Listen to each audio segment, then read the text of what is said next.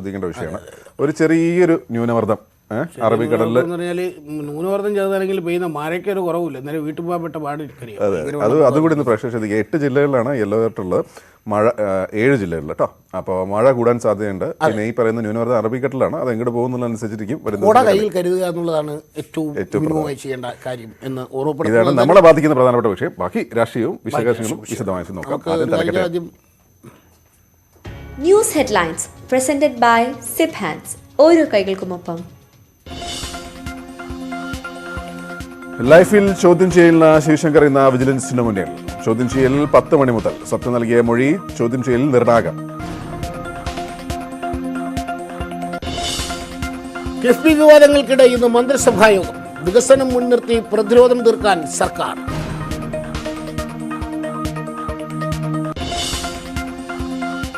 Enforcement ഡയറക്ടറേറ്റിന്റെ വിശദീകരണം ഇന്ന് നിയമസഭാ എത്തിക്സ് കമ്മിറ്റിയിൽ. മറുപടി തൃപ്തികരമല്ലെങ്കിൽ കൂടുതൽ നടപടികളിലേക്ക് കടക്കാൻ ആലോചന.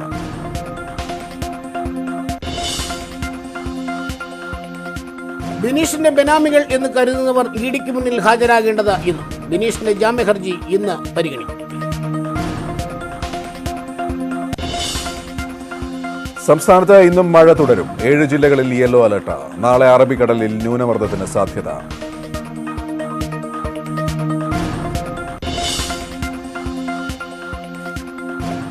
ജോ ബൈഡനെ നേരിട്ട് അഭിനന്ദനം അറിയിച്ച് പ്രധാനമന്ത്രി നരേന്ദ്രമോദി. ഇന്തോ പസഫിക് മേഖലയിൽ സഹകരണം ചർച്ച ചെയ്തു. കമല ഹാരിസിന്റെ വിജയം ഇന്ത്യൻ വംശജർക്ക് അഭിമാനമെന്നും മോദി. ലോകത്ത് കോവിഡ് മരണനിരക്കിൽ വൻ വർധന. 24 മണിക്കൂറിൽ 10,000-ലേറെ മരണം. ആകെ മരണം 13.5 ലക്ഷത്തിലേക്ക്.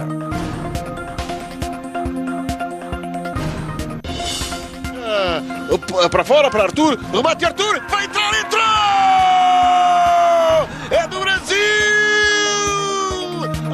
ലോകകപ്പ് ഫുട്ബോൾ യോഗ്യതാ റൗണ്ടിൽ ബ്രസീലിന് ജയം. യുവേഫ നേഷൻസ് ലീഗിൽ ജർമ്മനിയെ 6 ഗോളിന് തകർത്ത് Spain. And Rodri's header makes it 3. Win to top the group. They are flying against Germany now. ഫ്രാൻസിനും പോർച്ചുഗലിനും മുന്നേറ്റം.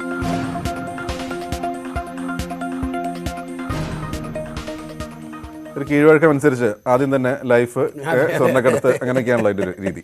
അതിൽ തുടങ്ങാൻ തോന്നുന്നു അല്ലേ? അതിൽ തുടങ്ങാൻ മാത്രമല്ല, കീഴ്വഴക്കം അനുസരിച്ച് ചോദ്യം ചെയ്യല്ലോ വാർത്ത തന്നെ. ഒരു ദിവസം ഇഡി ചോദ്യം ചെയ്യുന്നെങ്കിൽ പിറ്റേന്ന് കസ്റ്റംസ് ചോദ്യം ചെയ്യും, പിന്നെ വിജിലൻസ് ചോദ്യം ചെയ്യും. ഇന്ന് ഏതായാലും ലൈഫ് മിഷൻ കോഴ ഇടപാടുമായി ബന്ധപ്പെട്ട് മുഖ്യമന്ത്രിയുടെ മുൻ പ്രിൻസിപ്പൽ സെക്രട്ടറി എം ശിവശങ്കറിനെ ഇന്ന് വിജിലൻസ് ചോദ്യം ചെയ്യും. രാവിലെ 10 മുതൽ വൈകിട്ട് 5 വരെയുള്ള സമയത്ത് ശിവശങ്കറിനെ ചോദ്യം ചെയ്യാനാണ് വിജിലൻസിന് കോടതി അനുമതി നൽകിയിരിക്കുന്നത്. 2 മണിക്കൂർ ചോദ്യം ചെയ്താൽ ശിവശങ്കറിന് അരമണിക്കൂർ വിശ്രമം നൽകണമെന്നും കോടതി നിർദ്ദേശിച്ചിട്ടുണ്ട്. ശ്രീനാഥാണ് കൊച്ചിയിൽ നിന്ന് ചേരുന്നത്. Sreenath, good morning. Good morning. നമ്മൾ ഇന്ന് രാവിലെ ഇതാണ് ഒന്നീ ശിവശങ്കറിനെ ചോദ്യം ചെയ്യുന്നത്, അല്ലെങ്കിൽ സ്വപ്നയുടെ മൊഴിയെടുക്കുന്നത്, അല്ലെങ്കിൽ ശിവശങ്കറിൻ്റെ ജാമ്യം. കൊച്ചിയിൽ നിന്ന് നമ്മൾ എന്നും ഇത് തന്നെയാണ് സംസാരിച്ചുകൊണ്ടിരിക്കുന്നത്. ഇന്ന് ശിവശങ്കറിനെ വിജിലൻസ് ചോദ്യം ചെയ്യാൻ എത്തുകയാണ്. എനിക്ക് തോന്നുന്നു കാക്കനാട് ജയിലിൽ വെച്ചായിരിക്കും ചോദ്യം ചെയ്യുക എന്നാണ് തോന്നുന്നത്. ഏതായാലും കഴിഞ്ഞ ദിവസങ്ങളിൽ ഇതുമായി ബന്ധപ്പെട്ട് വിജിലൻസ് പലരെയും ചോദ്യം ചെയ്തിരുന്നു. അതിൻ്റെ തുടർച്ചയായിട്ടാണ് ഇന്ന് ശിവശങ്കറിനെ ചോദ്യം ചെയ്യുന്നത്. എന്താണ് ഇന്ന് വിജിലൻസിൻ്റെ നടപടിക്രമങ്ങൾ? ഏത് മേഖലയിലേക്കായിരിക്കും, എന്തായിരിക്കും വിജിലൻസിൻ്റെ ചോദ്യം ചെയ്യൽ പ്രധാനമായിട്ട് വിജിലൻസിന് അറിയാൻ എന്തൊക്കെ ഉത്തരങ്ങളാണ് അവർക്ക് വേണ്ടത് അല്ലേ? അതെ അതെ.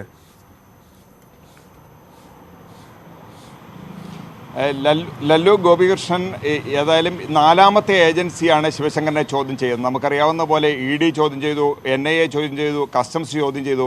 ഇപ്പോൾ ഇതാ വിജിലൻസ്. ഇത് സംസ്ഥാന ഏജൻസിയാണെന്നൊരു വ്യത്യാസം മാത്രമേ ഉള്ളൂ. മറ്റെല്ലാം കേന്ദ്ര ഏജൻസിയായിരുന്നു.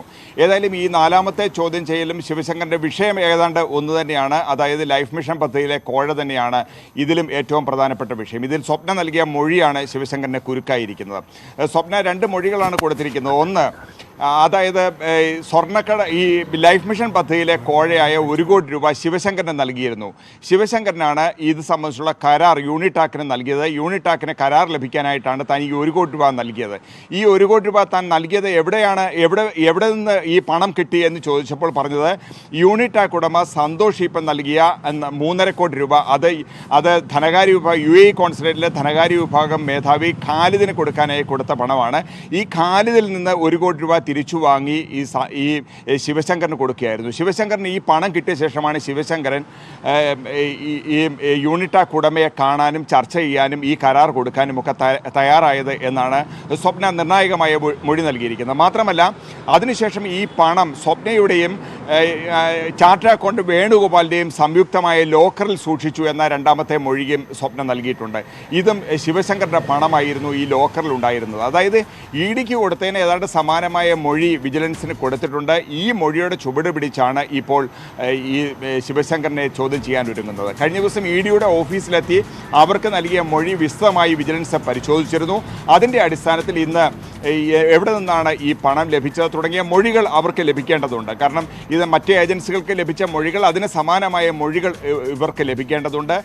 ഇതിനകത്ത് എത്രമാത്രം ക്രമക്കേട് ശിവശങ്കരൻ നടത്തിയിട്ടുണ്ട്, ശിവശങ്കരൻ്റെ അറിവോടുകൂടിയാണോ ഈ ക്രമക്കേട് നടത്തിയിരിക്കുന്നത്, ഈ സ്വപ്ന പറയുന്ന കാര്യങ്ങളൊക്കെ ശരിയാണോ തുടങ്ങിയ കാര്യങ്ങളൊക്കെയാണ് പ്രധാനമായിട്ടും ശിവശങ്കരനോട് ചോദിക്കാൻ ഉദ്ദേശിക്കുന്നത്. നേരത്തെ ലല്ലു സൂചിപ്പിച്ചതുപോലെ രാവിലെ 10 മുതൽ 5 വരെ കാക്കനാട് ജില്ലാ ജയിലിൽ വെച്ചാണ് ചോദ്യം ചെയ്യൽ.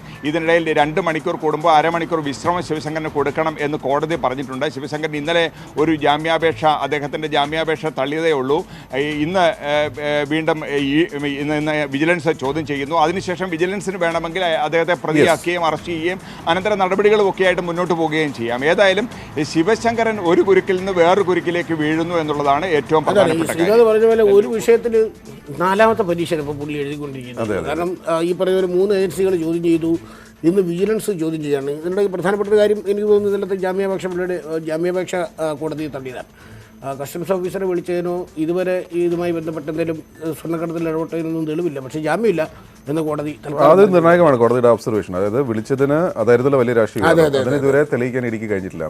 രണ്ടാമത്തെ നമ്മൾ വരുന്ന കിഫ്ബിയിലേക്കാണ്. അത് വളരെ എന്താ പറയുക, ഒരു തന്ത്രമായിട്ട് തന്നെയാണ് ഇപ്പോൾ വിലയിരുത്തപ്പെടുന്നത് അല്ലേ? സത്യം പറഞ്ഞാൽ ഈ വേറൊരു സ്ട്രാറ്റജി, അതിന് വേറൊരു ഈ പറഞ്ഞ പോലെ സർക്കാരിൻ്റെ ഒരു തന്ത്രം അല്ലെങ്കിൽ CPM ഒരു തന്ത്രം എന്ന നിലയിലും ഇതിനെ വിലയിരുത്തുന്നുണ്ട്. ബാക്കി എല്ലാ വിഷയങ്ങളും മാറി ഇപ്പോൾ കിഫ്ബിയിലേക്ക് കാര്യങ്ങൾ ചർച്ചകൾ മുഴുവൻ വന്നിരിക്കുന്നു എന്നുള്ളൊരു കിഫ്ബി എന്ന് പറയുമ്പോൾ അതിനോട് കൂടെ ചേർന്ന് അതിന്റെ വികസനം കൂടി ചർച്ച ചെയ്യും. അപ്പോൾ സ്വാഭാവികമായും അത് വേറെ തരത്തിലേക്ക് കഴിഞ്ഞ 4 വർഷം ഈ എടുത്ത പണി, അതായത് ഈ കിഫ്ബി എന്ന പേരിൽ ഇവിടെ നടത്തിയ ഈ പറയുന്ന വികസന പ്രവർത്തനങ്ങളൊന്നും ചർച്ചയായില്ല എന്നൊരു പരാതി സർക്കാരിന് പലപ്പോഴും ഉണ്ടായിരുന്നു തോന്നുന്നു. ഏതായാലും അതെല്ലാം മറക്കാൻ വേണ്ടിയാണെന്ന് തോന്നുന്നു ഇപ്പോൾ ഈ മനഃപൂർവ്വം എനിക്ക് അല്ലെങ്കിൽ ഇങ്ങനെ ഒരു CAG ഇത് കടന്നാക്രമിക്കേണ്ട ഒരു സാഹചര്യം കൊണ്ടുവന്ന് ശ്രമിച്ചിട്ടുണ്ട്. കാരണം നമുക്ക് ആ റിപ്പോർട്ട് എന്താണെന്ന് നമുക്കറിയില്ല. പക്ഷേ ആ ഒരു പ്രശ്നം കിഫ്ബി എന്നുള്ളൊരു വാക്കും അതുമായി ബന്ധപ്പെട്ട് ഇവിടെ നടന്ന വികസന പ്രവർത്തനങ്ങളെല്ലാം ചർച്ചയിലേക്ക് വരുന്നു.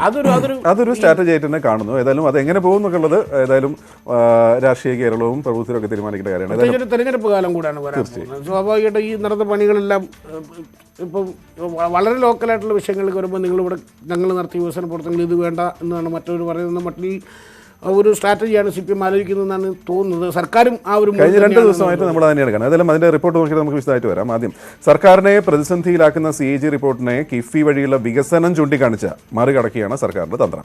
ജനുവരിയിൽ CAG റിപ്പോർട്ട് നിയമസഭയിൽ എത്തും മുമ്പ് തന്നെ കിഫ്ബിയെ ചൂണ്ടിക്കാണിച്ച് വികസന രാഷ്ട്രീയം പരമാവധി ചർച്ചയാക്കാനാണ് സർക്കാർ ശ്രമം.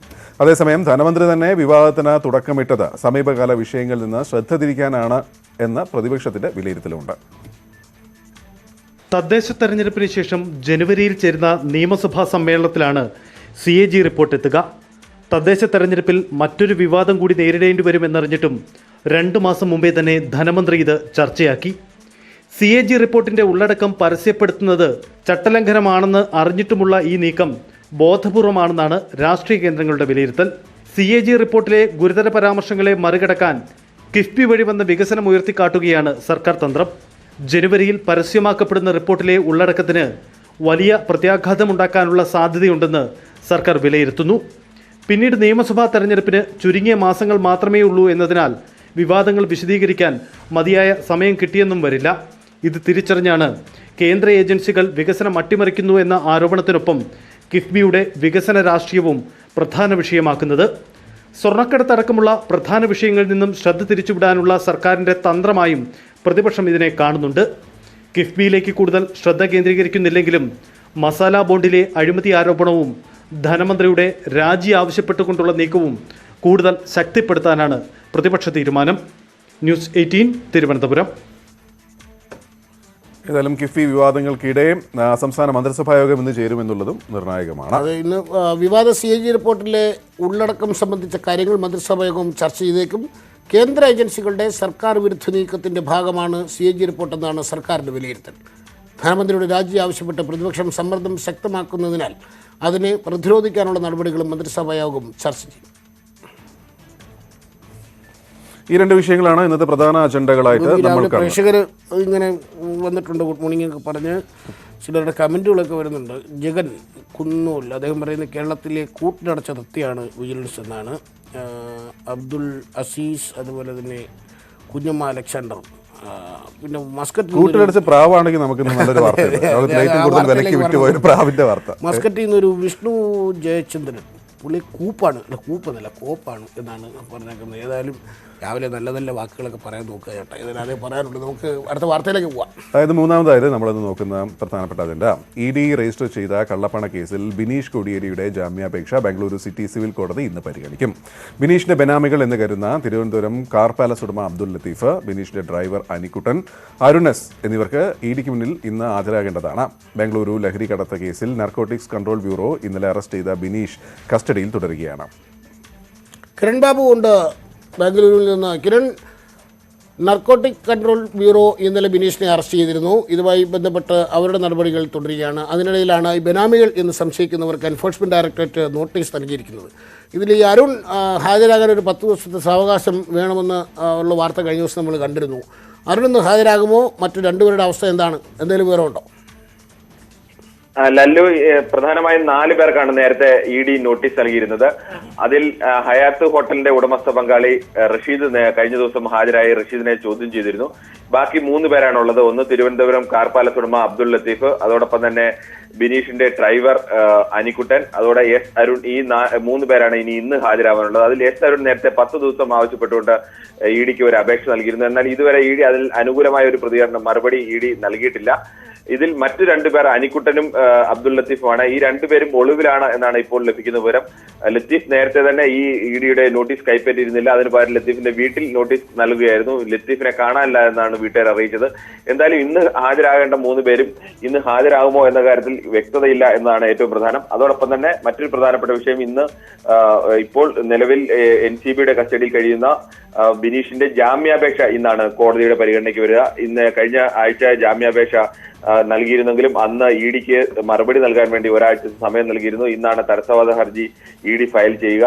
ആ തടസ്സവാദ ഹർജിയിലടക്കം ഡിജിറ്റൽ തെളിവുകളടക്കം വെച്ചാവും അങ്ങനെ ഒരു ഹർജി ഫയൽ ചെയ്യുക എന്നാണ് EDയിൽ നിന്ന് ലഭിക്കുന്ന സൂചന.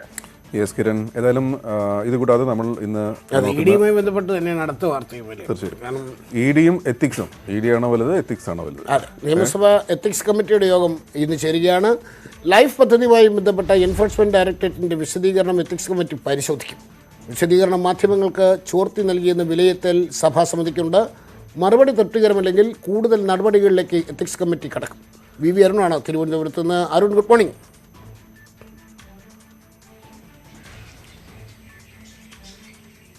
അരുൺ, സീരിയസ് എത്തിക്സ് കമ്മിറ്റി യോഗം ചേരുന്നതിന്റെ ഗൗരവം മൊത്തം ആയിക്കോട്ടെ. ഏതായാലും അരുൺ, എന്തൊക്കെയാണ് ഇന്ന് നമ്മൾ പ്രതീക്ഷിക്കുന്നത്? ഇതുമായി ബന്ധപ്പെട്ട് എന്തൊക്കെയാണ് എത്തിക്സ് കമ്മിറ്റിക്ക് ചെയ്യാനാവുക ഇതിൽ?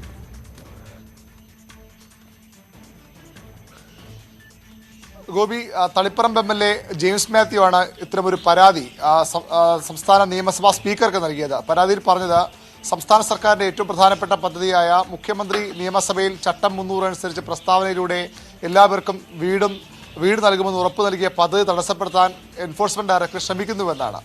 തുടർന്നാണ് ആ പരാതി സ്പീക്കർ നിയമസഭയുടെ എത്തിക്സ് ആൻഡ് പ്രിവിലേജ് കമ്മിറ്റിക്ക് കൈമാറിയത്. ആ സമിതി കഴിഞ്ഞ ആഴ്ച യോഗം ചേരുകയും എൻഫോഴ്സ്മെന്റ് അസിസ്റ്റന്റ് ഡയറക്ടർ രാധാകൃഷ്ണനോട് വിശദീകരണം തരാൻ തീരുമാനിക്കുകയും ചെയ്തു. അതിനുള്ള മറുപടി ഒരാഴ്ചയ്ക്കകം നിയമസഭാ സെക്രട്ടറിക്ക് ED നൽകി. പക്ഷേ സെക്രട്ടറിക്ക് ലഭിക്കുന്നതിന് മുമ്പേ ആ വാർത്ത മാധ്യമങ്ങളിലൂടെ പുറത്തു വന്നുവെന്നാണ് ഇപ്പോൾ നിയമസഭാ സമിതിയുടെ വിലയിരുത്തൽ. അതിൽ കടുത്ത അതൃപ്തി നിയമസഭാ സമിതിക്കുണ്ട്. ഇന്ന് സഭാസമിതി യോഗം ചേരുമ്പോൾ ഈ വിശദീകരണം, EDയുടെ വിശദീകരണം സഭാസമിതി പരിശോധിക്കും. ഈ റിപ്പോർട്ട് ചോർന്നതിലുള്ള അതൃപ്തിയും ഒരുപക്ഷെ രേഖാമൂലം തന്നെ സഭാസമിതി എൻഫോഴ്സ്മെന്റ് ഡയറക്ടറേറ്റിനെ അറിയിച്ചേക്കും. ഏറ്റവും പ്രധാനം, ഈ റിപ്പോർട്ട് സഭാസമിതി സ്വീകരിക്കുമോ, വിശദീകരണം എൻഫോഴ്സ്മെന്റ് ഡയറക്ടറേറ്റ് നൽകിയ വിശദീകരണം സഭാസമിതി സ്വീകരിക്കുമോ എന്നുള്ളതാണ്. അത് വിശദീകരണം തൃപ്തികരമല്ല എന്നാണ് വിലയിരുത്തലെങ്കിൽ കൂടുതൽ നടപടികളിലേക്ക് സഭാസമിതി കടക്കും. അത് സംസ്ഥാന സർക്കാരും കേന്ദ്ര സർക്കാരുമായി നേരിട്ടുള്ള ഏറ്റുമുട്ടലിലേക്ക് വഴിയൊരുക്കുകയും ചെയ്യും. കാരണം എൻഫോഴ്സ്മെന്റ് ഡയറക്ടറേറ്റിന്റെ ഉദ്യോഗസ്ഥരെ വിളിച്ചു വരുത്താൻ, പ്രത്യേകിച്ച് അന്വേഷണ ഉദ്യോഗസ്ഥനായ രാധാകൃഷ്ണനെ വിളിച്ചു വരുത്താൻ പോലും സഭാസമിതിക്ക് അധികാരമുണ്ട്. അത്തരത്തിൽ വിളിച്ചു വരുത്തിയാൽ ഇത് വലിയൊരു പോരാട്ടമായി കേന്ദ്ര സംസ്ഥാന സർക്കാർ തമ്മിലുള്ള പോരാട്ടമായി മാറും. ഏറ്റവും പ്രധാനം സഭാസമിതിക്ക് നൽകിയ മറുപടിയിൽ ED പറയുന്നത് സഭയെ അതിൻ്റെ അവകാശം ലംഘിക്കാനോ അത് അവഹേളിക്കാനോ ശ്രമിച്ചിട്ടില്ല. EDക്കുള്ള അവകാശങ്ങൾ ഉപയോഗിച്ചുകൊണ്ട് മാത്രമാണ് ഫയലുകൾ വിളിച്ചു വരുത്തിയത്. അതുകൊണ്ട് പദ്ധതി തടസ്സപ്പെടില്ല എന്നാണ് EDയുടെ വിശദീകരണം. തീർച്ചയായും സമീപത്തെ കേന്ദ്ര സംസ്ഥാന സർക്കാർ തമ്മിലുള്ള പോരാട്ടത്തിൻ്റെ കൂടി പശ്ചാത്തലത്തിൽ ഇത് വീണ്ടും കൂടുതൽ ശക്തമായ പരസ്പരമുള്ള പോർവിളികളായി മാറാൻ തന്നെയാണ് സാധ്യത. സംസ്ഥാന സർക്കാർ ഒരു രാഷ്ട്രീയ തീരുമാനം എന്ന നിലയിലാണ് EDക്ക് ഇത്തരത്തിൽ അരുൺ പറഞ്ഞെടുത്താണ് അതിൻ്റെ ഒരു പോയിന്റ്. അതായത് നമ്മളിന്ന് ഈ വാർത്തയുമായി ബന്ധപ്പെട്ട് ശ്രദ്ധിക്കുന്നത് ഇതൊരു വലിയ പോരാട്ടത്തിലേക്ക്, കേന്ദ്ര സംസ്ഥാന പോരാട്ടത്തിലേക്ക് അല്ലെങ്കിൽ നിയമ പോരാട്ടത്തിലേക്ക് മാറുമോ എന്നാണ്. അരുൺ ഇപ്പോൾ പറഞ്ഞതുപോലെ ED ഉദ്യോഗസ്ഥരെ വിളിച്ചു വരുത്തുക എന്നുണ്ടെങ്കിൽ അവർക്ക് വേണമെങ്കിൽ കോടതിയെ സമീപിക്കാം. അല്ലെങ്കിൽ തന്നെ ഈ കേന്ദ്ര സംസ്ഥാന സർക്കാരുകൾ തമ്മിലുള്ള യുദ്ധം എന്ന മട്ടിലാണ് ഇപ്പോൾ നടക്കുന്ന കാര്യങ്ങളെല്ലാം വിലയിരുത്തപ്പെടുന്നത്, വ്യാഖ്യാനിക്കപ്പെടുന്നത്. അതൊരു നിയമ പോരാട്ടത്തിലേക്ക് കൂടി പോകുമോ എന്നും കൂടി അറിയുന്ന ഒരു ദിവസമാണ്. ഏതായാലും വളരെ നിർണായകമാണ് അരുൺ റിപ്പോർട്ട് ചെയ്തതുപോലെ ആ സംഭവം. ഇത് രാഷ്ട്രീയ വിഷയങ്ങൾ അല്ലെങ്കിൽ നിയമപരമായ പ്രശ്നങ്ങൾ, രാഷ്ട്രീയ വിഷയങ്ങൾ ഇതൊക്കെ തന്നെയാണ് സംസ്ഥാനവുമായി ബന്ധപ്പെട്ട് ഇന്നത്തെ ഏറ്റവും പ്രധാനപ്പെട്ട വിഷയങ്ങൾ.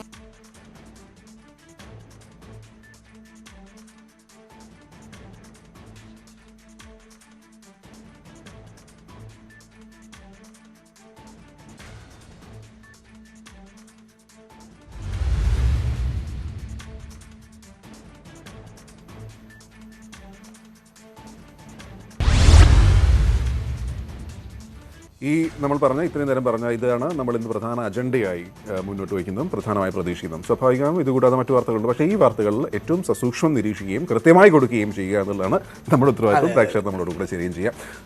ഇത് കഴിഞ്ഞാൽ ഇനി നമ്മൾ ഓരോരുത്തരെയും ബാധിക്കുന്ന മറ്റു പ്രശ്നങ്ങൾ, അതിലൊന്ന് മഴ തന്നെയാണ്, അല്ലേ? ഉറപ്പായും സംസ്ഥാനത്ത് നിന്നും ഒറ്റപ്പെട്ട ശക്തമായ മഴ തുടർന്നേക്കുമെന്നാണ് കാലാവസ്ഥാ നിരീക്ഷണ കേന്ദ്രം റിപ്പോർട്ട് ചെയ്യുന്നത്. 7 ജില്ലകളിൽ നിന്ന് യെല്ലോ അലർട്ടാണ്. തിരുവനന്തപുരം, കോട്ടയം, എറണാകുളം, ഇടുക്കി, മലപ്പുറം, കോഴിക്കോട്, വയനാട് ജില്ലകളിലാണ് യെല്ലോ അലർട്ട്. മറ്റ് ജില്ലകളിൽ സാധാരണ മഴയ്ക്ക് സാധ്യതയുള്ളതിനാൽ ഗ്രീൻ അലർട്ടും പ്രഖ്യാപിച്ചിട്ടുണ്ട്. നാളെ തെക്ക് കിഴക്കൻ അറബിക്കടലിൽ ന്യൂനമർദ്ദം രൂപപ്പെടാനും സാധ്യതയുണ്ട്. ഒമാൻ ഭാഗത്തേക്ക് നീങ്ങാൻ സാധ്യതയുള്ള ന്യൂനമർദ്ദം തുടർന്നുള്ള ദിവസങ്ങളിൽ ശക്തി പ്രാപിച്ചേക്കുമെന്നും കാലാവസ്ഥാ നിരീക്ഷണ കേന്ദ്രം അറിയിക്കുന്നു. പ്രധാനപ്പെട്ട മറ്റു വാർത്തകൾ കൂടി നമുക്ക് വേഗത്തിലൊന്ന് പരിശോധിച്ചു പോകാം. സംസ്ഥാനത്തെ സ്വാശ്രയ MBBS പ്രവേശനത്തിന് നൽകിയ ഓപ്ഷൻ പുനഃക്രമീകരിക്കാൻ വിദ്യാർത്ഥികൾക്ക് അവസരം.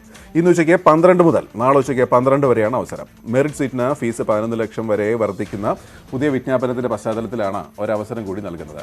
അന്തിമ തീരുമാനത്തിൽ അവ്യക്തത തുടരുന്നത് മാനേജ്മെന്റും സർക്കാരും തമ്മിൽ നിയമ പോരാട്ടത്തിനാവും. പ്രതിസന്ധികളുണ്ടായ ഒരു കാലമാണ്. ഒരുപാട് പേരുടെ പണി നഷ്ടപ്പെട്ട കാലമാണ്. ഒരുപാട് പേർ വ്യത്യസ്ത മാർഗങ്ങളുടെ കോവിഡിനെ അതിജീവിച്ച ഒരു കാലം കൂടിയാണ്. അത് പറഞ്ഞാലോ, ഈ നമ്മളൊക്കെ പണിയുണ്ട് എന്ന് കരുതുന്നത് തന്നെ മഹാഭാഗ്യം എന്ന് വിജയിക്കുന്ന ഒരു സമയമാണ്. കാരണം അത്രമാത്രം ദുരവസ്ഥ വിവിധ ഇനങ്ങളിൽ കാണുന്നു. പക്ഷേ ഇതൊക്കെ മാറുന്നു, അത് മാറി നമ്മൾ പഴയ പോലെ ആവുന്നുള്ള ആത്മവിശ്വാസം നമുക്കുള്ളതുകൊണ്ട് ഒരിത്തിരി സന്തോഷത്തിൽ പോകുന്നു. എന്നാലും ചില കഥകൾ അതുമായി ബന്ധപ്പെട്ടുണ്ട് ബുദ്ധിമുട്ട്, പ്രത്യേകിച്ച് പ്രവാസികൾക്കാണ്. കോവിഡ് വ്യാപനത്തെ തുടർന്ന് തൊഴിൽ നഷ്ടപ്പെട്ട് നാട്ടിൽ തിരിച്ചെത്തിയ നിരവധി പ്രവാസികളുണ്ട്. ഇവരിൽ ചിലർക്ക് നാട്ടിൽ തന്നെ മറ്റ് വരുമാന മാർഗ്ഗങ്ങൾ കണ്ടെത്തി. എന്നാൽ വിദേശത്തേക്ക് തിരിച്ചു പോകാൻ കഴിയാതെ പ്രതിസന്ധിയിലായവർ നിരവധിയാണ്. പഠനത്തോടൊപ്പം ജോലിയും ചെയ്തിരുന്ന വിദ്യാർത്ഥികളെ ന്യൂസിലാൻഡിലേക്ക് തിരികെ പ്രവേശിപ്പിക്കണം എന്ന ആവശ്യം ഉന്നയിച്ച് ഡൽഹി ജന്തർ മന്ദറിൽ പ്രതിഷേധ കൂട്ടായ്മയും നടത്തി. ഇത് ഇടുക്കി ചെറുതോണി സ്വദേശി മുഹമ്മദ് റസൽ. 20 ലക്ഷം രൂപ മുടക്കിയാണ് റസൽ ന്യൂസിലാൻഡിൽ പോയത്. 1.5 വർഷത്തെ പഠനത്തിന് ശേഷം ജോലിയിൽ പ്രവേശിച്ചു. കഴിഞ്ഞ ഡിസംബറിൽ ഒരു ആക്സിഡന്റ് പറ്റി ഒരു 3 മാസം റെസ്റ്റിന് വേണ്ടി ഇന്ത്യയിലോട്ട് വന്നതാണ്. എന്നിട്ട് തിരിച്ച് ടിക്കറ്റ് എടുത്തിട്ട് മാർച്ചിൽ നമുക്ക് പോകാനായിട്ട് സാധിച്ചില്ല. കൊറോണ ആയതുകൊണ്ട് നമ്മൾ സ്റ്റക്കായി നാട്ടിൽ. ഇതിപ്പോൾ 1 വർഷം ആകാറായി. നമുക്ക് ജോലിയില്ല. ന്യൂസിലാൻഡിലുണ്ടായിരുന്ന ജോലി പോയി. പിന്നെ അങ്ങോട്ട് തിരിച്ചു പോകാൻ പറ്റുന്നില്ല. നാട്ടിൽ തിരിച്ചെത്തിയ റസലിന് മറ്റു വരുമാന മാർഗങ്ങളൊന്നും കണ്ടെത്താനായിട്ടില്ല. 18 ലക്ഷം രൂപയുടെ ബാങ്ക് വായ്പാ പലിശ പോലും തിരിച്ചടയ്ക്കാനാവാത്ത അവസ്ഥയാണ്. സോ നമ്മളാകെ ഇവിടെ നിൽക്കുന്ന എല്ലാവരും ഭയങ്കര ക്രൈസിസിലാണ്. പല രീതിയിലുള്ള ബുദ്ധിമുട്ടുകൾ അനുഭവിക്കുന്നവരാണ്. കാരണം നമ്മളൊരു നിയർലി 20 lakhs rupees നമ്മൾ ഇൻവെസ്റ്റ് ചെയ്തിട്ട് പഠിക്കാൻ വേണ്ടി പോകുന്നതാണ് ന്യൂസിലാൻഡിലോട്ട്. സോ നമുക്ക് ആ ഒരു എമൗണ്ട് നാട്ടിൽ നിന്നുകൊണ്ട് ഏൺ ചെയ്യാന്ന് പറയുന്നത് അത്ര പ്രാവർത്തികമായിട്ടുള്ളൊരു കാര്യമല്ല. നാട്ടിലെ ജനപ്രതിനിധികളെ സമീപിച്ചിട്ടും ഫലമില്ല. തുടർന്നാണ് റസലിനെ പോലെ പ്രതിസന്ധി നേരിടുന്ന വിവിധ സംസ്ഥാനങ്ങളിൽ ഉള്ളവർ ഡൽഹിയിൽ ഒത്തുകൂടിയത്. ന്യൂസിലാൻഡിലേക്ക് തിരികെ പ്രവേശിപ്പിക്കാൻ കേന്ദ്ര സർക്കാർ ഇടപെടണമെന്നാവശ്യപ്പെട്ടുകൊണ്ടായിരുന്നു കൂട്ടായ്മ സംഘടിപ്പിച്ചത്. KP Abhilash, news 18, Delhi. നമ്മൾ ഈ കണ്ടത് ഈ കോവിഡ് പ്രതിസന്ധിയിലാക്കിയ മനുഷ്യരുടെ കഥയാണ്. അവർക്ക് തിരിച്ചു പോകണം, കാരണം ലക്ഷക്കണക്കിന് രൂപ ചിലവാക്കി പഠിച്ചു, അവിടെ പാർട്ട് ടൈം ജോലി ചെയ്തിരുന്നു, അവർക്ക് തിരിച്ചു പോകണം. അതിൻ്റെ അവരുടെ ഭാഗത്തു നിന്ന് വളരെ ന്യായമായ ഒരു ആവശ്യമെന്ന് പറയാം. നമ്മൾ ഇനി കാണാൻ പോകുന്നത് ഈ കോവിഡ് കാലത്ത് തന്നെ വേറെ നമ്മൾ കാണുമ്പോൾ അത് അല്ലെങ്കിൽ ഈ വാർത്ത കാണുമ്പോൾ കൗതുകമായിട്ട് തോന്നും. വേറൊരു മുഖമാണ് അത്. പുതിയ മുഖം നേടുന്ന ആൾക്കാരുടെ കഥ എന്ന് വേണമെങ്കിൽ പറയാം. വേറൊന്നുമല്ല, കോവിഡ് കാലം എന്ന് പറയുമ്പോൾ ദുരിതകാലമെന്നാണ് ഇതുവരെയുള്ള വായ്പ. എന്നാൽ ലോകമെമ്പാടും മനുഷ്യർ ഈ കോവിഡ് കാലത്ത് തങ്ങളുടെ സൗന്ദര്യം വർദ്ധിപ്പിക്കാനുള്ള വഴികൾ തേടുകയാണ് എന്നാണ് കോസ്മെറ്റിക് വിദഗ്ധർ പറയുന്നത്. കോവിഡ് വ്യാപനത്തിന് ശേഷം ലോകമെങ്ങും പ്ലാസ്റ്റിക് കോസ്മെറ്റിക് സർജറി രംഗത്ത് വലിയ ഉണർവാണ് കാണുന്നതെന്ന് the American society of plastic surgeons പറയുന്നു. മഹാമാരിയായി കോവിഡ് വന്നതിന് ശേഷം പല മേഖലകളിൽ പലവിധ മാറ്റങ്ങളുണ്ടായി. ചിലത് തകർന്ന് തരിപ്പണമായപ്പോൾ പുതിയത് ചിലതുണ്ടായി വന്നു. പക്ഷേ അപ്രതീക്ഷിതമായ വളർച്ചയുണ്ടായ ഒരു മേഖലയാണ് കോസ്മെറ്റിക് വിഭാഗം.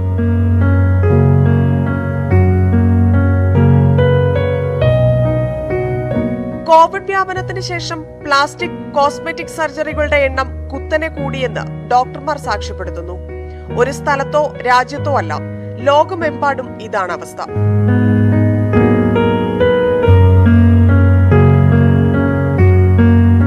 കോവിഡ് വന്നതിന് ശേഷം ആൾക്കാർ വീഡിയോ കോളുകളിലും കോൺഫറൻസുകളിലും കൂടുതൽ പങ്കെടുക്കാൻ തുടങ്ങിയതോടെ തങ്ങളെ തന്നെ നോക്കിയിരിക്കുന്ന സമയം കൂടിയതായിരിക്കാം ഇതിന് കാരണമെന്ന് ഡോക്ടർമാർ പറയുന്നു.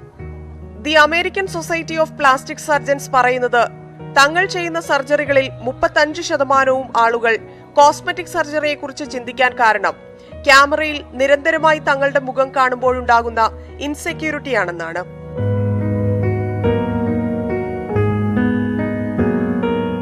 ലോകമെമ്പാടും സാമ്പത്തികമായി ഞെരുക്കമുണ്ടായ സമയത്താണ് കോസ്മെറ്റിക് പ്ലാസ്റ്റിക് സർജറികൾക്കായി ആൾക്കാർ തിരക്ക് കൂട്ടുന്നതെന്നതും കൗതുകകരമാണ്.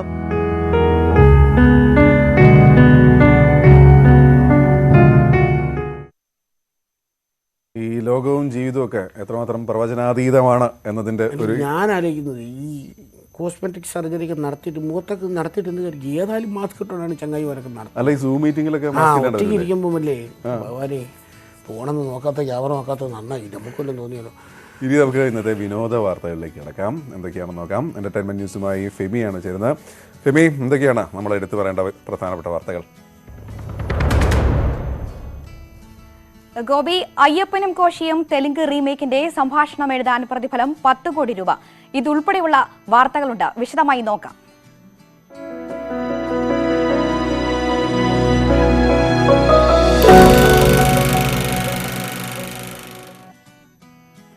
സച്ചിൻ കുന്തൽക്കർ ഒരുക്കുന്ന ഹിന്ദി ഇംഗ്ലീഷ് സിനിമയായ കോബാൾട്ട് ബ്ലൂവിലൂടെ പൂർണിമ ഇന്ദ്രജിത്ത് ബോളിവുഡിലേക്ക്.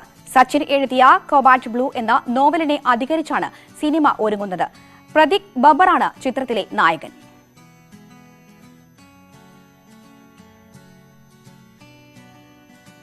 അനുരാഗിണി എന്ന ഗാനം ആലപിച്ച് മലയാളികളുടെ മനസ്സിൽ ഇടം നേടിയ ഗായികയാണ് ഋതുക ഭട്ടാചാര്യ.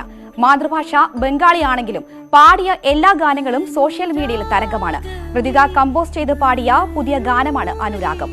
അലി കടുക്കശ്ശേരിയാണ് വരികൾ എഴുതിയത്.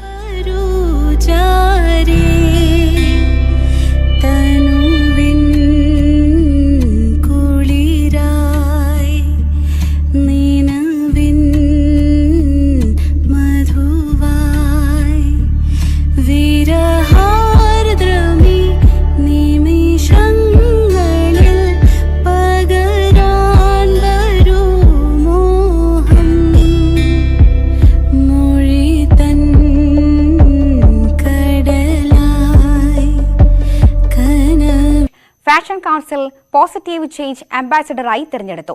കഴിഞ്ഞ ദിവസമാണ് താരം സോഷ്യൽ മീഡിയയിലൂടെ ഈ വിവരം അറിയിച്ചത്. ഈ ബഹുമതി വലിയ സന്തോഷം തരുന്നുണ്ട് എന്നും അടുത്ത വർഷം ഫാഷൻ കൗൺസിലിന്റെ പ്രവർത്തനങ്ങൾക്കായി താൻ ലണ്ടനിലേക്ക് പോകുമെന്നും പ്രിയങ്ക സോഷ്യൽ മീഡിയയിൽ കുറിച്ചു.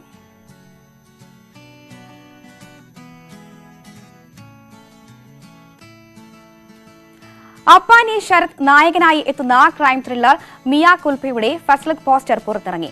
ലിജോ ജോസ് പെല്ലിശ്ശേരി, വിനീത് ശ്രീനിവാസൻ തുടങ്ങി 13ഓളം സംവിധായകരുടെ കൂടെ പ്രവർത്തിച്ച നവാസ് അലിയാണ് സിനിമയുടെ രചനയും സംവിധാനവും നിർവഹിക്കുന്നത്. പുതുമുഖം ടീന സുനിൽ ആണ് നായിക.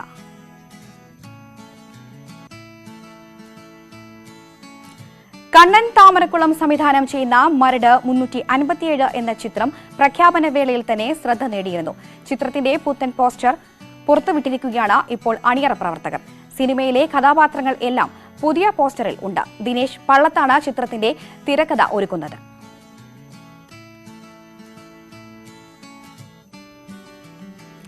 വിശ്വശില്പി പ്രൊഡക്ഷൻസിന്റെ ബാനറിൽ അഡ്വക്കേറ്റ് വിനോദ് എസ് നായർ നിർമ്മിച്ച് സതീഷ് അനന്തപുരി സംവിധാനം ചെയ്യുന്ന ആദ്യത്തെ പെണ്ണ് എന്ന സിനിമയുടെ ചിത്രീകരണം തിരുവനന്തപുരം ചെമ്പൂരിൽ ആരംഭിച്ചു.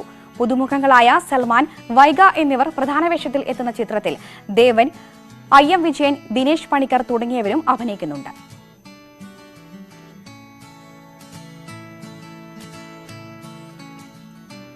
കൂടുതൽ വാർത്തകൾക്കായി തിരികെ ഗോപയിലേക്കും ലല്ലുവിലേക്കും. അങ്ങനെ ഇന്നത്തെ വിനോദ വാർത്ത കഴിഞ്ഞു. ഇനി നമുക്ക് ഈ ഒരു ഏതാണ് ഈ ആനയിഷ്ടമാണല്ലോ. ആനയിഷ്ടമില്ലാത്ത ആൾക്കാർ ഉണ്ടാവില്ല. ഈ കടലും ആനയുമാണ്. എന്നെ സംബന്ധിച്ച് ഇത് രണ്ടുമാണ് എനിക്ക് ഭയങ്കര ഇഷ്ടമുള്ള രണ്ട് സംഗതികളാണ്. പ്രത്യേകിച്ച് ആന ഭയങ്കര ഇഷ്ടമുള്ള സാധനമാണ്. ഈ ലോകത്ത് തന്നെ ഏറ്റവും കൂടുതൽ ഈ നാട്ടാനകൾ ഒരുമിച്ച് നിൽക്കുന്ന ഒരു സ്ഥലം എന്ന് പറയുന്നത് നമ്മുടെ ഗുരുവായൂരാണ്. ഇനി ആ ഗുരുവായൂരിലെ പുന്നത്തൂർക്കോട്ടയെക്കുറിച്ചുള്ളൊരു കഥ രാജു ഗുരുവായൂർ അവിടെ നിന്ന് എടുത്തുവിട്ടിട്ടുണ്ട്. അതായത് ഇത് ഒരുപാട് ഉത്സവ കാലങ്ങളൊക്കെ നമുക്ക് കോവിഡ് ആയതുകൊണ്ട് മിസ്സായി. അപ്പോൾ അതിൽ നമ്മളൊക്കെ അല്ലെങ്കിൽ ആനപ്രേമികൾ കാരണം ആഗ്രഹിച്ച ആനകൾ റെസ്റ്റിലാണ്. അതുകൊണ്ട് നോക്കാം അവിടെ എന്താ സ്ഥിതി. കൊമ്പൻ ആനകൾ ഏറ്റവും കൂടുതൽ ഒരുമിച്ച് നിൽക്കുന്ന ലോകത്തിലെ തന്നെ ഏക സ്ഥലമാണ് ഗുരുവായൂർ ആനക്കോട്ട. ആനകളെ ആരോഗ്യപരമായി പരിപാലിക്കപ്പെടുന്ന ഏക ദേവസ്വവും ഗുരുവായൂർ തന്നെയാണ്. ഗജരത്നം പത്മനാഭൻ ചരിഞ്ഞതിന് ശേഷം ഇപ്പോൾ 46 ആനകളാണ് ആനക്കോട്ടയിലുള്ളത്.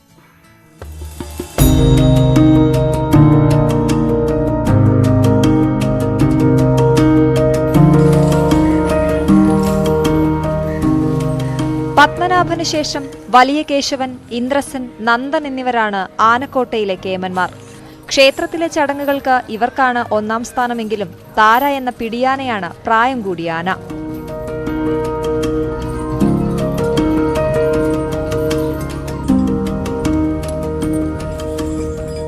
കോവിഡ് കാലത്ത് 6 മാസത്തോളം സന്ദർശകർക്ക് പ്രവേശനം അനുവദിച്ചിരുന്നില്ല. ഉത്സവങ്ങളില്ലാതിരുന്നതിനാൽ ആനകളെ പുറത്തേക്ക് എഴുന്നള്ളിപ്പിനായി അയച്ചിരുന്നില്ല. 12 ആനകൾ ഇപ്പോൾ നീരിലാണ്. പട്ടയും പുല്ലുമാണ് ആനയുടെ തീറ്റ.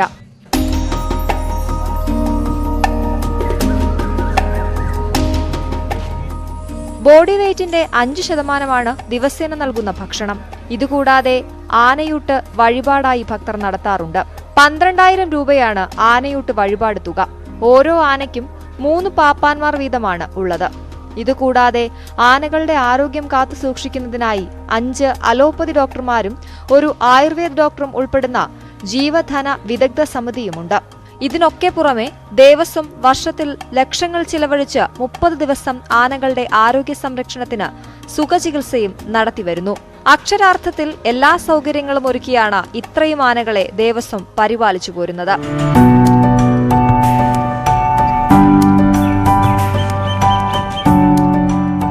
വെയിലും മഴയും ഏൽക്കാതെ ആനകൾക്ക് നിൽക്കാനായി ഷെൽട്ടർ നിർമ്മാണ പ്രവർത്തികൾ പുരോഗമിക്കുകയാണ്. അത് പൂർത്തിയായാൽ ഏകദേശം 30 ആനകൾക്ക് ഷെൽട്ടറാകും. ഇതോടെ മഴക്കാലത്ത് ആനയ്ക്കുണ്ടാകുന്ന പാദരോഗം ഉൾപ്പെടെയുള്ള അസുഖങ്ങളിൽ നിന്നും ആനകളെ മുക്തരാക്കാൻ കഴിയും. കോവിഡിന്റെ പശ്ചാത്തലത്തിൽ 6 മാസം ആനക്കോട്ട അടച്ചിട്ടു. എന്നാൽ ഇപ്പോൾ സന്ദർശകരെ കോവിഡ് മാനദണ്ഡങ്ങൾ പാലിച്ചുകൊണ്ട് പ്രവേശിപ്പിക്കുന്നുണ്ട്. ആനക്കോട്ടയിൽ ആനകൾക്ക് നല്ല പരിപാലനം ലഭിക്കുന്നുണ്ടെങ്കിലും ആനക്കോട്ടയുടെ നടുവിൽ നിൽക്കുന്ന പുന്നത്തൂർ കോട്ട ഇതേവരെ സംരക്ഷിക്കപ്പെട്ടിട്ടില്ല എന്നതാണ് ഒരു പോരായ്മയായി ചൂണ്ടിക്കാട്ടാനുള്ളത്. ഒരു വടക്കൻ വീരഗാഥയുടെ 1/4 ഭാഗവും ചിത്രീകരിച്ചത് ഈ പുന്നത്തൂർ കോട്ടയിലാണ്. പൈതൃകം അവകാശപ്പെടുന്ന ഈ കോട്ട തനിമ നിലനിർത്തി സംരക്ഷിക്കപ്പെടുമെന്ന് ദേവസ്വം ഭരണകർത്താക്കൾ പറഞ്ഞിരുന്നെങ്കിലും അത് വൈകുന്നതിൽ മാത്രം ജനങ്ങൾക്ക്. ഈ തീർത്ഥാടന കാലം എന്ന് പറയുന്ന സംഗീത സാന്ദ്രം കൂടിയാണ്, പ്രത്യേകിച്ച് അയ്യന്റെ തീർത്ഥാടന കാലം. സത്യം പറഞ്ഞാൽ ഈ മണ്ഡലകാലത്ത് ഈ അയ്യപ്പ ഭക്തിഗാനങ്ങൾ അല്ലെങ്കിൽ ആ ഭക്തിഗാനങ്ങൾ കേൾക്കാൻ ഒരു വേറൊരു മൂടാണ്. ഭയങ്കര രസമാണ്. ഈ രാവിലെ ഈ അമ്പലങ്ങളിലൊക്കെ പോകുമ്പോൾ, പ്രത്യേകിച്ച് ഈ അയ്യപ്പ ക്ഷേത്രങ്ങളിലൊക്കെ പോകുമ്പോൾ രാവിലെ ഈ മാലയിടാൻ വരുന്ന ആൾക്കാർ, കെട്ടുനിറയ്ക്കാൻ വരുന്ന ആൾക്കാർ ഈ അയ്യപ്പ ഭക്തിയാണ്. അതേപോലെ തന്നെയാണ് ഈ ശബരിമലയിൽ പോയി നിന്ന് ഹരിവരാസനം കേൾക്കുന്ന ഒരു ഏർപ്പാട്. നമ്മളിപ്പോൾ എന്നും രാത്രി ഹരിവരാസനം ലൈവായിട്ട്, ശബരിമലയിലെ ഹരിവരാസനം ലൈവായിട്ട് പ്രേക്ഷകരിലേക്ക് എത്തിക്കുന്നുണ്ട്, ദീപാരാധനയും എത്തിക്കുന്നുണ്ട്. അത് അവിടെ പോയി നിന്ന് കേൾക്കുന്നതിൻ്റെ ഒരു വേറെ ലോകമാണ്. ഏതായാലും ഈ ഗാനങ്ങളിൽ നമ്മൾ ഇന്ന് ഓർക്കുന്നത് SPB ആണ്. 4.5 പതിറ്റാണ്ടായി ദക്ഷിണേന്ത്യയിലെ ശബരിമലയുടെ ശബ്ദം ആരായിരുന്നു? തമിഴിലും തെലുങ്കിലും കന്നഡയിലും പിന്നെ ഇടയ്ക്കൊക്കെ മലയാളത്തിലും പാടിയ SP ബാലസുബ്രഹ്മണ്യം അല്ലാതെ മറ്റാരുമല്ല. 1975 SPBയുടെ ആദ്യ അയ്യപ്പ ഗാനം പുറത്തു വരുന്നത്. അതിനുശേഷം ഇങ്ങോട്ട് എത്ര ഗാനങ്ങളും എത്ര ആൽബങ്ങളും ഇറങ്ങിയിട്ടുണ്ട് എന്നതിന് ഒരു കണക്കുമില്ല. SPBയുടെ പുതിയ ഗാനമില്ലാതെ വരുന്ന ആദ്യ തീർത്ഥാടന കാലമാണ് ഇത് എന്നുകൂടി പറയേണ്ടി വരും. SPB ശബരിമലയിൽ ആദ്യമായി വരുന്നത് 2015 ഹരിവരാസനം പുരസ്കാരം സ്വീകരിക്കാൻ അദ്ദേഹം വന്നു. 50 വർഷമായി കേൾക്കുന്ന അയ്യപ്പനെ ആദ്യമായി കാണുന്നു എന്നാണ് അന്ന് SPB പറഞ്ഞത്. ഡോളി ചുമക്കാൻ വന്നവരുടെ കാൽ തൊട്ടു തൊഴുന്ന ആ വീഡിയോ SPB വിടവാങ്ങിയ ശേഷം ഏറെ ചർച്ച ചെയ്യപ്പെട്ടു. SPBയുടെ അയ്യപ്പ ഭക്തി ഗാനങ്ങൾക്ക് മുന്നിലിരുന്ന് ആദ്യം ഏത് തിരഞ്ഞെടുക്കും എന്നുള്ളൊരു കൺഫ്യൂഷനുണ്ട്. അതിൽ എത്ര എണ്ണം തിരഞ്ഞെടുക്കാൻ കഴിയും? കരിമല കയറുന്നത് പോലെ കഠിനമാണ് അതിൻ്റെ ഉത്തരം. சந்தனக்காற்றினிலே பாடும் சபரி பூங்குயிலே சந்நிதி மலையோரம் வீசும் மார்கழி பனிக்காற்றே சந்தனக்காற்றினிலே பாடும் சபரி பூங்குயிலே സന്നിധി മലയോരം വീസും മാർഗഴി പനിക്കാറ്റേ. മണികണ്ഠന്റെ കാതോരം SPB ഇങ്ങനെ ശരണം ചൊല്ലാൻ തുടങ്ങിയിട്ട 5-ാം പതിറ്റാണ്ടാണിത്. നൻപുലിവാഹനൻ മാമലൈ വാഴും ആത്മബലം തരും ശങ്കരാത്മജ കലിയുഗ പുവിയിൽ നീ വാഴ്ത്തിയ വാഴ്വിനിൽ നേരിയ പാതൈ ചെല്ല അയ്യപ്പ നീ തുണയായി വരവേണ്ടും അയ്യപ്പ. അയ്യപ്പനെ കുറിച്ച് തമിഴിലെ ഏറ്റവും മനോഹരമായ കീർത്തനം ഏതായിരിക്കും? അത് ഈ അലങ്കാര മണികണ്ഠനല്ലാതെ മറ്റെന്താണ്? എല്ലാ മതവും ഒന്നാണെന്ന സന്ദേശം പാട്ടിലൂടെ മാത്രമല്ല SPB പ്രചരിപ്പിച്ചത്. ദക്ഷിണേന്ത്യയിലെ തീർത്ഥാടകർക്കായി എത്രയെത്ര സന്ദേശങ്ങൾ. ആ ശബ്ദം പോലെ തന്നെ മൂല്യമളക്കാൻ കഴിയാത്ത സാമൂഹ്യ ഇടപെടലുകളായിരുന്നു അത്. దివ్యమైన స్వామి సన్నిధి సాంగత్యం మనల్ని కాపాడుతోంది కదా. అటువంటి దైవం పట్ల, క్షేత్రం పట్ల మనకు కొన్ని బాధ్యతలు లేవా? തെലുങ്കിലെത്തുമ്പോൾ അയ്യപ്പ നാമാവലി താളനിബദ്ധമാണ്. എന്തൊരു ചടുലമെന്ന് ഇങ്ങനെ അയ്യനെ കുറിച്ച് പാടി മതിയാകാത്ത SPB ആദ്യമായി മലയിലെത്തുന്നത് 2015 ഹരിവരാസനം പുരസ്കാരം ഏറ്റുവാങ്ങാൻ. പിന്നീട് ഏറെ ചർച്ചയായ സംഭവം അന്ന് നടന്നു.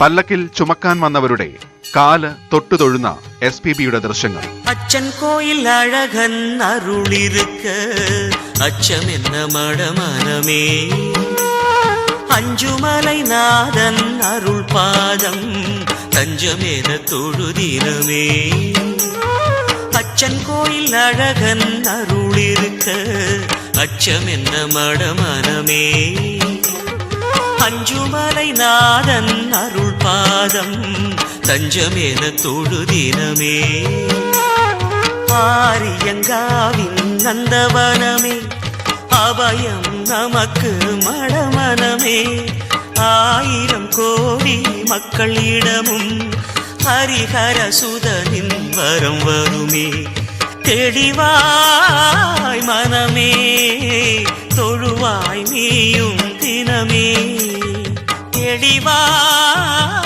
മനമേ തൊഴുവായ് നീയും ദിനമേ അച്ഛൻ കോയിൽ അഴകൻ അരുളിരുക്ക അച്ഛമെന്ന മടമനമേ. പ്രശസ്തരും അപ്രശസ്തരുമായവരുടെ എല്ലാം ആൽബങ്ങൾക്കായി SPB മലയാളത്തിലും പാടി. ഓരോ വർഷവും 5ഉം 6ഉം ആൽബങ്ങൾ. പലതും നിസ്സാര പ്രതിഫലം വാങ്ങിയും പ്രതിഫലം പോലും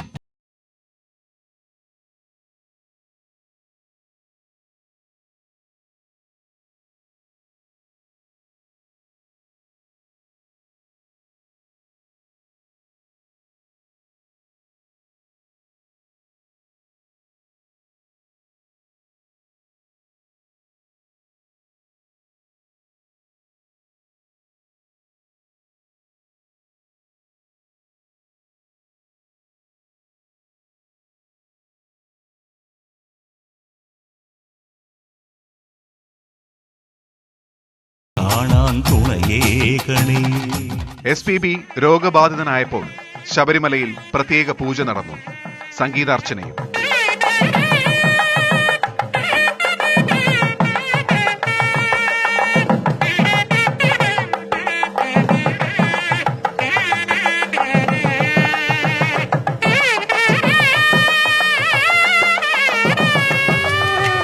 வந்த கடன் தீரவில்லை, சொந்த கடன் ஓயவில்லை, எந்த கடன் தீர்ப்பதற்கு என்னை படைத்தாய் ஐயா, ஏழைகள் அழுவதற்கோ கண்ணை படைத்தாய்.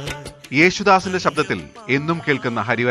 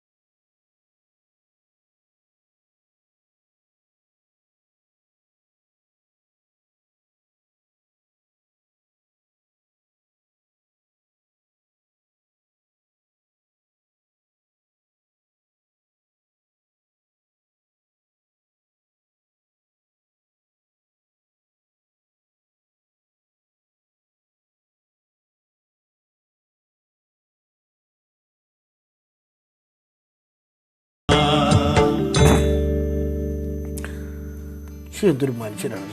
SPBയുടെ ശബ്ദം കൊണ്ടാണോ ആ ദൃശ്യം കൊണ്ടാണോ എന്നറിയില്ല, അവിടെ പോയി വന്നൊരു സുഖം. നിയന്ത്രണങ്ങൾ ഉള്ളതിനാൽ ശബരിമലയിലെ പുണ്യകേന്ദ്രങ്ങളിൽ പലയിടത്തും ഇത്തവണ ഭക്തർക്ക് പ്രവേശനമില്ല. തീർത്ഥാടകർ പൂർണ്ണമായി കരുതിയിരുന്ന ഉരൽക്കുഴിയിലേക്ക് ഞങ്ങൾ ഒരു യാത്ര പോവുകയാണ്. ജി ശ്രീജിത്തിന്റെ റിപ്പോർട്ട്.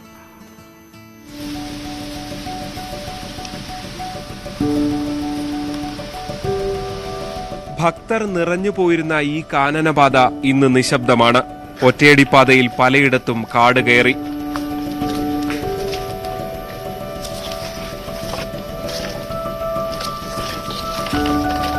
പാണ്ടിത്താവളത്തിൽ നിന്നും വളരെ കുറച്ചു ദൂരം സഞ്ചരിച്ചാൽ ഈ കാട്ടരുവിയിലെത്താം. ഉരൽ പോലെ കുഴിയുള്ള ഉരൽക്കുഴി. ഇന്ന് ഇവിടം ഭക്തരുടെ സ്പർശനമില്ലാതെ നിറഞ്ഞൊഴുകുകയാണ്.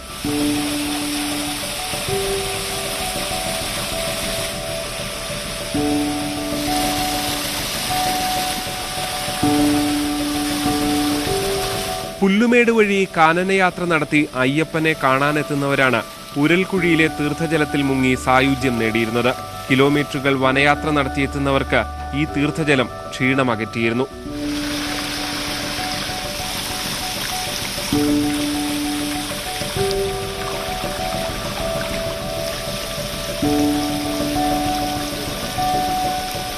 ഉരൽക്കുഴി തീർത്ഥാടകർക്കായി കാത്തിരിക്കുകയാണ്. വരുന്ന തീർത്ഥാടന കാലത്തെങ്കിലും ഭക്തർക്ക് ഇവിടെ എത്തി മുങ്ങിക്കുളിച്ച് അയ്യപ്പ ദർശനത്തിന് കഴിയട്ടെ. ക്യാമറമാൻ ഇമ്മാനുവൽ തോമസിനൊപ്പം ജി ശ്രീജിത്ത്, ന്യൂസ് 18 സന്നിധാനം.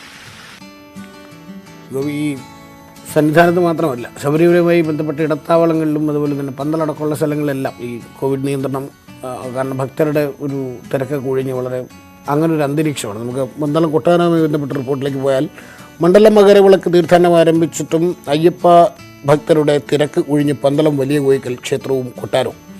കോവിഡ് നിയന്ത്രണങ്ങൾ തുടരുന്നതിനാൽ പന്തളം കൊട്ടാരത്തിലെ തിരുവാഭരണ ദർശനവും ഒഴിവാക്കിയിട്ടുണ്ട്.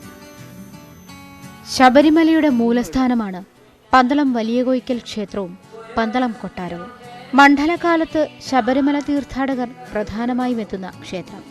എന്നാൽ കോവിഡ് നിയന്ത്രണങ്ങൾ ശക്തമായതോടെ പന്തളത്തെത്തുന്ന തീർത്ഥാടകരുടെ എണ്ണത്തിൽ വലിയ കുറവാണ്. കൊട്ടാരത്തിലെ തിരുവാഭരണ ദർശനവും ഇത്തവണയില്ല. സാധാരണ രീതിയിൽ പന്തളത്ത് ധാരാളം നിരവധി ഭക്തന്മാർ അന്യസംസ്ഥാന അവിടെ നിന്നെല്ലാം തന്നെ എത്തേണ്ടതാണ്. പക്ഷേ ഇത്തവണത്തെ ഈ ഒരു പ്രത്യേകത, ഈ ഒരു അന്തരീക്ഷത്തിൽ നമുക്കറിയാൻ കഴിയും. 1-ാം തീയതി തൊട്ട് ഇവിടെ പന്തളം കൊട്ടാരത്തിൽ തിരുവാഭരണം തുറന്നു വെക്കാറുണ്ടായിരുന്നു. പക്ഷേ കോവിഡിൻ്റെ വ്യാപനം മൂലം ഈ വർഷം നമ്മളത് വേണ്ടാന്ന് വെച്ചിരിക്കുകയാണ്. നിയന്ത്രണങ്ങൾ നിലവിലുണ്ടെങ്കിലും ആചാരാനുഷ്ഠാനങ്ങൾക്ക് മുടക്കമില്ലാതെ തീർത്ഥാടനകാലം പൂർത്തിയാക്കാനാണ് കൊട്ടാരത്തിന്റെ തീരുമാനം.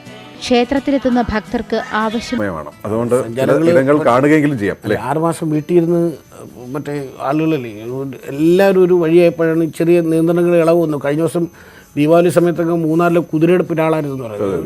കാരണം അവിടുത്തെ ആളുകൾക്ക് അത് ഈ വിനോദസഞ്ചാര മേഖലയുമായി ബന്ധപ്പെട്ട് ജീവിക്കുന്ന ആളുകൾക്കൊരു വലിയ അനുഗ്രഹം. ഏതായാലും ഒരു കാര്യമുണ്ട്, ഇത് കഴിഞ്ഞിട്ടൊരു തിരിച്ചുവരവ് ഉണ്ടാവും. അത് വലിയൊരു തിരിച്ചുവരവ്, അതൊരു വരവായിരിക്കുമെന്ന് പ്രതീക്ഷിക്കുന്നു. ഒരുപാട് പേര് കാത്തിരിക്കുകയാണല്ലോ. അങ്ങനെ തിരിച്ചു വരുമ്പോൾ നമുക്ക് പോകാനുള്ള ചില ഇടങ്ങൾ, സ്ഥിരം ഡെസ്റ്റിനേഷനുകൾ മാറ്റിയിട്ട് നമുക്ക് അധികം ആരും ചെന്ന് പെട്ടിട്ടില്ലാത്ത വളരെ മനോഹരമായ സ്ഥലങ്ങൾ ഒരുപാട് കേരളത്തിൽ മാറ്റി. അതും നമ്മുടെ ഈ ഷോയില് തുടർന്നുള്ള ദിവസങ്ങളിലും നമ്മൾ അതിങ്ങനെ, അതായത് ഈ സഞ്ചാരം ഇഷ്ടപ്പെടുന്ന, യാത്രകൾ ഇഷ്ടപ്പെടുന്ന ആളുകൾക്ക് വേണ്ടിയിട്ട് നിങ്ങളിതുവരെ പോയിട്ടില്ലാത്ത, നിങ്ങളിതുവരെ കണ്ടിട്ടില്ലാത്ത ചില ഡെസ്റ്റിനേഷനുകൾ നിങ്ങളുടെ മുന്നിലേക്ക് വരികയാണ്.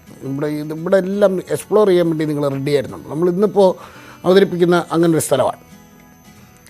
അധികം ആർക്കും അറിയാത്ത, ഒരുപാട് പേർ എത്തിപ്പെടാത്ത മനോഹര ഭൂപ്രദേശങ്ങൾ ഒരുപാടുണ്ട് നമ്മുടെ നാട്ടിൽ. അത്തരമൊന്നാണ് തിരുവനന്തപുരം വെമ്പായത്തിനടുത്തെ തമ്പുരാൻ പാറ. സമുദ്രനിരപ്പിൽ നിന്ന് 700 അടിയിലേറെ ഉയരത്തിലാണ് പ്രകൃതിയുടെ ഈ അത്ഭുതം.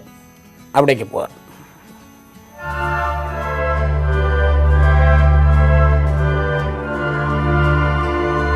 ഇതാണ് തമ്പുരാൻ പാറയുടെ പ്രധാന കവാടം. ഇവിടെ നിന്ന് ആ പാറയ്ക്കിപ്പോൾ അത് അനുഭവിച്ച് തന്നെ അറിയണം. അതിന് ഇവിടെ വരണം. തമ്പുരാൻ പാറയിൽ നിന്നും അരുൺ പാലോടിനൊപ്പം വി അരുൺ, ന്യൂസ് 18. കണ്ടിട്ട് തന്നെ തണുക്കുന്നില്ലേ? എത്ര കിലോമീറ്റർ ഉണ്ടാവും തിരുവനന്തപുരത്ത് നിന്ന് MC റോഡ് വഴി, വെമ്പായം MC റോഡാണ്. എനിക്ക് തോന്നുന്നൊരു 20 കിലോമീറ്റർ. എനിക്ക് തിരുവനന്തപുരം നഗരത്തിലുള്ളവർക്ക് പോലും ചിലപ്പോൾ വർഷങ്ങളായിട്ട് തിരുവനന്തപുരത്ത് താമസിക്കുന്ന ആൾക്കാർക്ക് പോലും അറിയാൻ പറ്റാത്ത ഒരു പ്രദേശമായിരിക്കും. ഗംഭീര സ്ഥലം, വിഷ്വൽ കണ്ട് ഭയങ്കര രസമുള്ള സ്ഥലം. അതുകൊണ്ട് ഇവിടെ ഉള്ളവർക്കും ഇവിടെ അല്ലാത്തവർക്കും എല്ലാം വന്നു പോകാനുള്ള സ്ഥലമാണ് തമ്പുരാൻ പാറ. നിങ്ങളുടെ ഓർമ്മയിലിരിക്കട്ടെ അല്ലേ? ഓക്കെ, ഇനി നമുക്ക് കായിക വാർത്തകളിലേക്ക് പോകാൻ തോന്നുന്നു. കാരണം അതുമായി രഞ്ജിനി റെഡി ആയിരിക്കുന്നു, കുറച്ച് നേരമായി റെഡി ആയിട്ട്. അതുകൊണ്ട് രഞ്ജിനിയിലേക്ക് പോകാം. രഞ്ജിനി, എന്തൊക്കെയാണ് വിശേഷങ്ങൾ?